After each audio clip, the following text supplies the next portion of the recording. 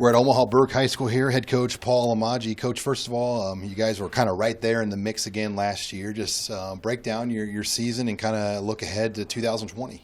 Yeah, we thought we had a really good year last year, going 8-1 and undefeated in the district, and then attacked playoffs pretty well and played well, and just came up short. Played against a good Bellevue West team, the season we feel was a success.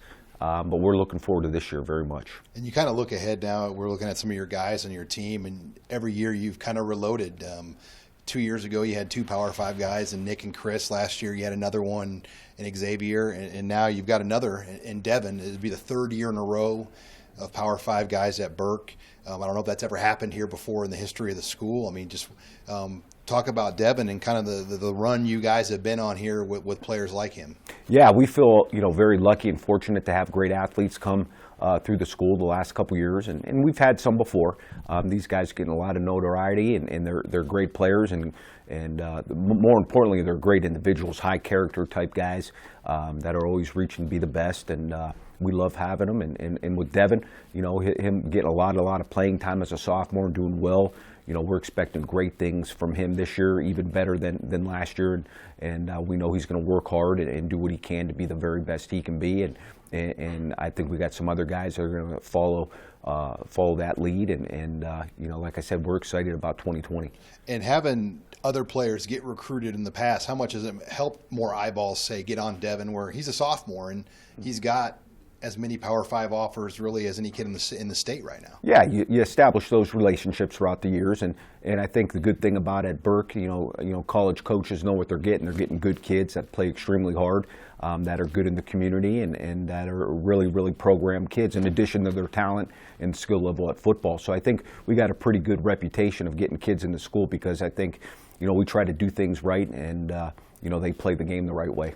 And Devin, as far as position, what are teams? I mean, outside linebacker is kind of what you're hearing now. I mean, what do teams say they like about him, and kind of where do they see him fitting the best? Well, he's got great size. He's got great speed.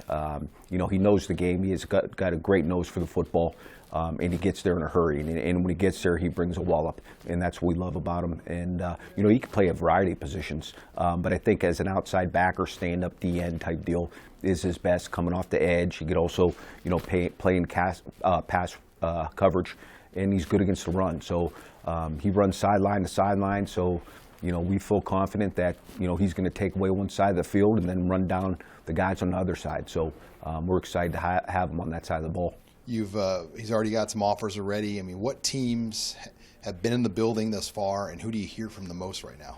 Well, you got Nebraska, you got Minnesota, you got the Iowa schools.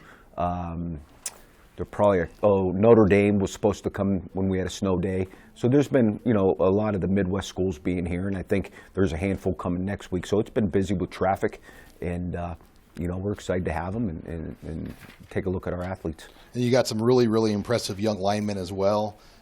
Chris Graham, another guy you had down here. What do you like about Chris? Yeah, Chris is a big, athletic, strong kid that got a load of experience last year on both sides of the ball, and we think he's going to be one of our anchors on our 2020 team. He's a tough kid.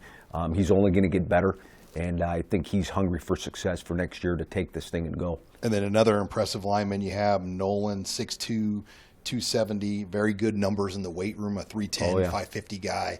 What does he kind of bring to the table? Yeah, Nolan's another one. Him and Chris are going to, we need them to lead our lines on both sides, and Nolan's going to be a 3-year starter. He's good on both sides of the ball, and we know he's going to be dominant next year, and we expect that from him. He's going to work hard, be one of our leaders, and with Chris and Nolan up front on both sides, we feel we're going to be able to move some people. As far as college interest for those guys, what are you hearing on the two linemen? Yeah, they're getting some D1 looks. They're obviously going to get some FCS and some D2 looks. So I think they're going to have some very strong senior years, and really teams are going to pay notice that they can go really anywhere. I could see them being D1, D2 type kids. It's up to them.